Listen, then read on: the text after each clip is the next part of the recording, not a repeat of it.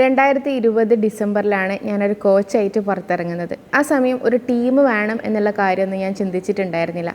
പക്ഷേ കുറച്ച് മുന്നോട്ടേക്ക് പോയി ഒരു ജൂലൈ 2021 ജൂലൈ എത്തിയ സമയത്താണ് എനിക്കൊരു ടീം വേണം എന്നുള്ളത് ഞാൻ ചിന്തിക്കുന്നത്. അതിൻ്റെ കാരണം എന്താണെന്ന് വെച്ച് കഴിഞ്ഞാൽ, ഞാനില്ലാതായി കഴിഞ്ഞാലും ഞാൻ കൊടുക്കുന്ന വിസ്ഡംസ് എന്നിലൂടെ പലരിലേക്കും എത്തണം എന്നുള്ളൊരു വലിയ ഡ്രീമിൻ്റെ പുറത്താണ്, വലിയൊരു വിഷൻ്റെ പുറത്താണ് എനിക്കൊരു ടീം വേണം എന്ന് ഞാൻ തീരുമാനിക്കുന്നത്. ഞാൻ ഈ ഒരു ഫീൽഡിലേക്ക് ഇറങ്ങിയ സമയത്തുള്ള എൻ്റെ ആദ്യത്തെ ക്ലയൻ്റ് ആയിരുന്നു ഹസ്ന എന്ന് പറയുന്നത്.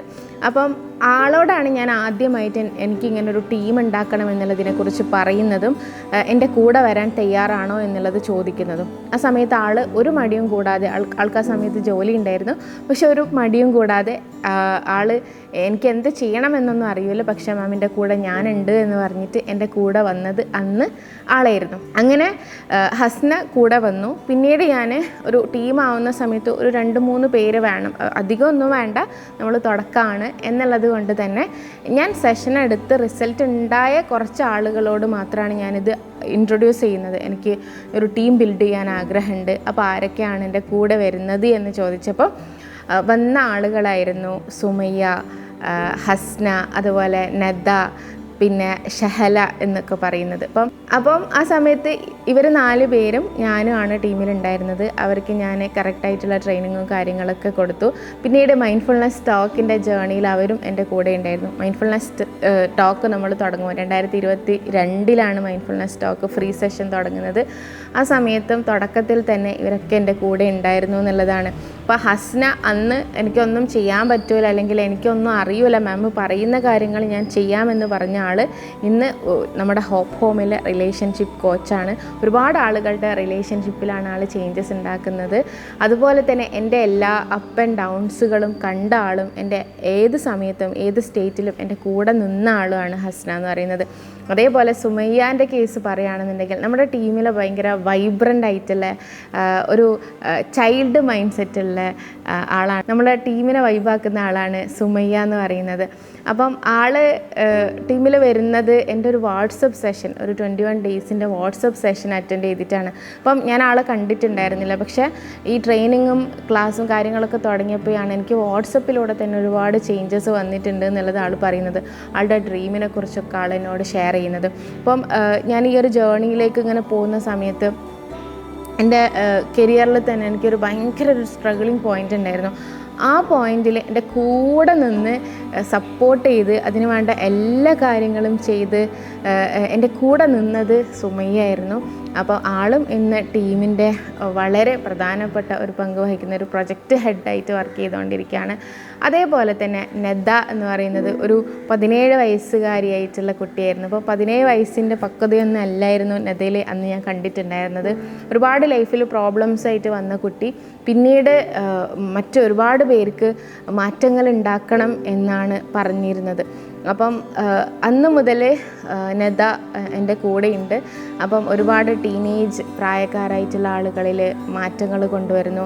ടീനേജ് മാത്രമല്ല, ഇൻഫെർട്ടിലിറ്റി ഫേസ് ചെയ്യുന്ന, ഞാൻ ഇൻഫെർട്ടിലിറ്റി ഉള്ള ആളുകൾക്ക് സെഷനും കാര്യങ്ങളൊക്കെ കൊടുക്കാറുണ്ട്. അപ്പം അവർക്ക് ഏറ്റവും കൂടുതൽ സപ്പോർട്ടും കാര്യങ്ങളൊക്കെ ചെയ്യുന്നത്, അവരുടെ കരിയറിൽ ക്ലാരിറ്റി ഒക്കെ വരുത്തുന്നത് നദയാണ്. നദ നമ്മുടെ ടീമിൻ്റെ കരിയർ കോച്ചാണ്. ഇപ്പോൾ ആൾ എൻട്രൻസ് എക്സാമിന് വേണ്ടിയിട്ട് പോയിരിക്കുകയാണ്. മൈൻഡ്ഫുൾനെസ് ടോക്കിൻ്റെ തുടക്ക സമയത്ത് പ്രൊജക്റ്റ് ഹെഡായിട്ടുള്ള ആളായിരുന്നു ഷഹല.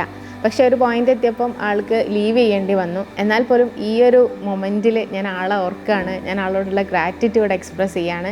അതേപോലെ തന്നെ ഷഹാന, ഹെർ സ്റ്റോറീസ് ഇൻട്രൊഡ്യൂസ് ചെയ്തതിന് ശേഷമാണ് ഷഹാന നമ്മുടെ ടീമിലേക്ക് വരുന്നത്. ഷഹാന വന്ന സമയത്ത് ആളെ മാനേജിങ് പോസ്റ്റിലേക്കായിരുന്നു ഞാൻ എടുത്തിട്ടുണ്ടായിരുന്നത്. എന്നാൽ വളരെ അടിപൊളിയായിട്ട് ആൾ ടീമിനെയും കാര്യങ്ങളൊക്കെ നോക്കുന്നുണ്ടായിരുന്നു. ആളും സ്റ്റഡീസിൻ്റെ പാർട്ടായിട്ട് ആൾക്കും ലീവ് ചെയ്യേണ്ടി വന്നു.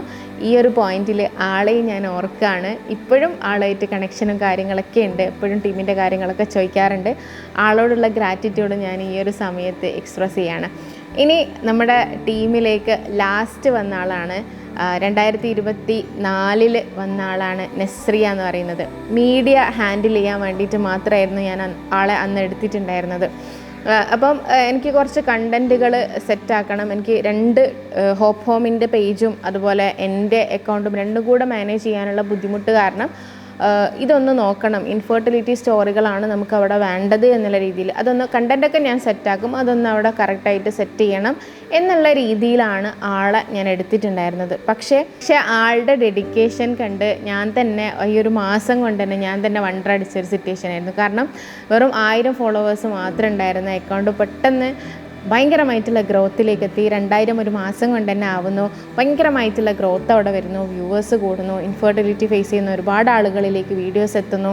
അങ്ങനെ നമുക്ക് അവിടെ ഒരു വലിയ ഗ്രോത്ത് ഉണ്ടാവാണ്. പിന്നീട് ടീമിനൊരു സ്ട്രഗിൾ അനുഭവിക്കേണ്ടി വന്നു. കുറച്ച് പേര് ലീവിന് പോയി, ടീമിൽ ആരും ഇല്ലാത്തൊരവസ്ഥ വന്ന സമയത്ത് എല്ലാ ഡ്യൂട്ടികളും ആൾ ചെയ്യേണ്ട ഒരു പോയിന്റ് വന്നു.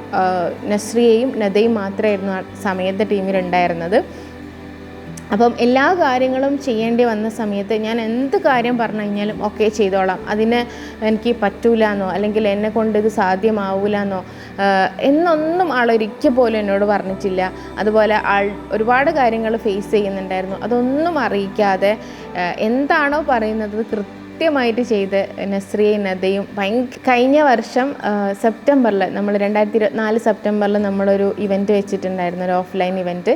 അന്ന് വലിയ രീതിയിലൊന്നും അല്ല, എന്നാൽ പോലും ഓഫ്ലൈനായിട്ട് നമുക്കന്ന് എക്സ്പീരിയൻസ് ചെയ്യണം എന്നുള്ള പാർട്ടിൽ. പക്ഷേ അതിൻ്റെ ഒരു കാര്യങ്ങളും എന്നെ അറിയിക്കാതെ അവർ കറക്റ്റായിട്ട് എല്ലാ കാര്യങ്ങളും ചെയ്ത് ഓർഗനൈസ് ചെയ്ത് ആ ഇവൻറ്റ് സക്സസ്ഫുൾ ആക്കിയപ്പോഴാണ് ആൾക്ക് മാനേജിങ്ങിൽ ഭയങ്കരമായിട്ടുള്ള ടാലൻ്റ് ഉണ്ട് എന്നുള്ളത് ഞാൻ മനസ്സിലാക്കുന്നത്. ടീമിന് ആ സമയത്ത് ഒരു മാനേജർ ഉണ്ടായിരുന്നില്ല. അങ്ങനെ ആളുടെ DMIT ടെസ്റ്റും കാര്യങ്ങളൊക്കെ എടുത്തപ്പോൾ മാനേജിങ്ങിൽ നല്ല കഴിവുണ്ട് എന്നുള്ളത് കൂടി മനസ്സിലായി. നേരെ നമ്മൾ മാനേജിങ് പൊസിഷനിലേക്ക് ആളെ കയറ്റാണ് ചെയ്തത്. പക്ഷെ അതിനുശേഷം ടീമിലെ ഓരോ കാര്യങ്ങളും ഹോപ്പ് ഹോം എന്നുള്ളത് ഒരു ടീം എന്നുള്ളതിനേക്കാളപ്പുറത്തേക്ക് ഒരു കമ്പനി ലെവലിലേക്ക് ഉയർത്താൻ വേണ്ടിയിട്ട് ആൾ ഒരുപാട് കാര്യങ്ങൾ ചെയ്തിട്ടുണ്ട്. നമ്മൾ പറയൂലേ, നമുക്ക് എന്താ ഇങ്ങനെ ഒരാളെ കിട്ടണമെന്ന് നമ്മൾ ആഗ്രഹിക്കൂലേ, നമ്മൾ മാനിഫെസ്റ്റ് ചെയ്യൂലേ, അങ്ങനെ ഞാൻ മാനിഫെസ്റ്റ് ചെയ്തിട്ടുണ്ടായിരുന്നു. ഞാൻ ആഗ്രഹിക്കുന്ന കാര്യങ്ങൾ ഞാൻ പറയാതെ ചെയ്യുന്ന ഒരാൾ എൻ്റെ ടീമിലുമാണെന്ന്. അങ്ങനെയുള്ള ഒരാളാണ് നസ്രിയ എന്ന് പറയുന്നത്. അവളോടുള്ള ഗ്രാറ്റിറ്റ്യൂഡ് എനിക്ക് പറഞ്ഞാൽ തീരാത്തത്രയാണ്. കാരണം ടീമിന് വന്ന പല സ്ട്രഗിൾസും അറിയാറ് പോലുമില്ല. അതിനെ ഏറ്റവും ബ്യൂട്ടിഫുള്ളായിട്ട് മാനേജ് ചെയ്ത് അതെല്ലാം കഴിഞ്ഞ് കഴിയുമ്പോഴാണ് എന്നോട് പറയുക, ഇങ്ങനെ ഒരു പ്രോബ്ലം ഉണ്ടായിരുന്നു, അതിനെങ്ങനെ മാനേജ് ചെയ്തിട്ടുണ്ട് അല്ലെങ്കിൽ അതിനെങ്ങനെ സെറ്റിൽ ചെയ്തിട്ടുണ്ട് എന്നുള്ളത് പോലും പറയാറുള്ളത്. അപ്പം ആളോടുള്ള ഗ്രാറ്റിറ്റ്യൂഡ് എങ്ങനെയാണ് പറയേണ്ടതെന്നൊന്നും എനിക്കറിയില്ല. പക്ഷേ നമ്മുടെ ടീമിൻ്റെ ബാക്ക് ബോണാണ്. ഈ ഒരു ഇവൻ്റ് ആണെങ്കിൽ പോലും അത് തുടങ്ങിയ ദിവസം മുതൽ ഇന്ന് വരെ അതിൻ്റെ പ്രിപ്പറേഷൻസ് കാര്യങ്ങളൊക്കെ ആയിക്കോട്ടെ, അതിൻ്റെ എല്ലാത്തിലും ഈവൻ സെയിൽസിലാണെന്നുണ്ടെങ്കിലും അതിൻ്റെ ബാക്കിയുള്ള വീഡിയോ എഡിറ്റിങ് കാര്യങ്ങളിലാണെങ്കിലും ഒരു മാനേജർക്ക് അതൊന്നും ചെയ്യേണ്ട ആവശ്യമില്ല. പക്ഷേ എല്ലാ കാര്യങ്ങളിലും ഇടപെട്ടുകൊണ്ട് എന്ത് പറയുന്നോ അത് ഞാൻ പറയാതെ തന്നെ അതൊക്കെ ഏറ്റെടുത്ത് ചെയ്ത് ഈ ഇവൻറ്റിനെ സക്സസ്ഫുൾ ആക്കിയതിലുള്ള ഏറ്റവും വലിയ ഗ്രാറ്റിറ്റ്യൂഡും അതിനുള്ള ഏറ്റവും വലിയ ആരാണത് സക്സസ്ഫുൾ ആക്കിയതെന്ന് ചോദിച്ചു കഴിഞ്ഞാൽ അതിനെനിക്ക് ഒരു ഉത്തരം മാത്രമേ ഉള്ളൂ, നസ്രിയ. അപ്പം ഈ അവസരത്തിൽ എൻ്റെ ടീമിലെ ഓരോരുത്തരോടും എൻ്റെ കൂടെ നിന്ന് അവരൊക്കെ എൻ്റെ എല്ലാ പോയിൻറ്റുകളും കണ്ട ആളുകളാണ്. എൻ്റെ സ്ട്രഗിളിങ് പോയിൻറ്റും എൻ്റെ ലോ പോയിൻറ്റും എൻ്റെ ഹൈ പോയിൻറ്റും ഒക്കെ കണ്ടവരാണ്. പക്ഷെ അവരൊക്കെ പറയുന്നൊരു കാര്യമുണ്ട്, ഇല്ല നമ്മളിവിടെ നിൽക്കില്ല, നമ്മൾ ഇനിയും ഗ്രോ ചെയ്യും, നമ്മൾ ഒരുപാട് മുന്നോട്ടേക്ക് പോകും. അങ്ങനെ എനിക്ക് ധൈര്യം തന്ന് എന്നെ മുന്നോട്ടേക്ക് നയിക്കുന്നത് എൻ്റെ ടീം മെമ്പേഴ്സാണ്. അപ്പോൾ ആ ടീം മെമ്പേഴ്സിനെ ഓരോരുത്തരെയും ഞാൻ ഈ അവസരത്തിൽ ഓർക്കുകയും അവർക്ക് ഗ്രാറ്റിറ്റ്യൂഡ് പറയുകയും ചെയ്യാണ്. റീസെൻ്റായിട്ട് നമ്മുടെ ടീമിലേക്ക് വന്ന 3 പേരാണ് നിഹാല, നൂഹ, ഷാന. ഈ 3 പേരും അടിപൊളിയായിട്ട് വർക്ക് ചെയ്തുകൊണ്ടിരിക്കുന്നുണ്ട്. എൻ്റെ വലിയൊരു ഡ്രീമാണ് സ്ത്രീകൾക്ക് വേണ്ടി സ്ത്രീകൾ മാത്രമുള്ള ഒരു കമ്പനി എന്നുള്ളത്.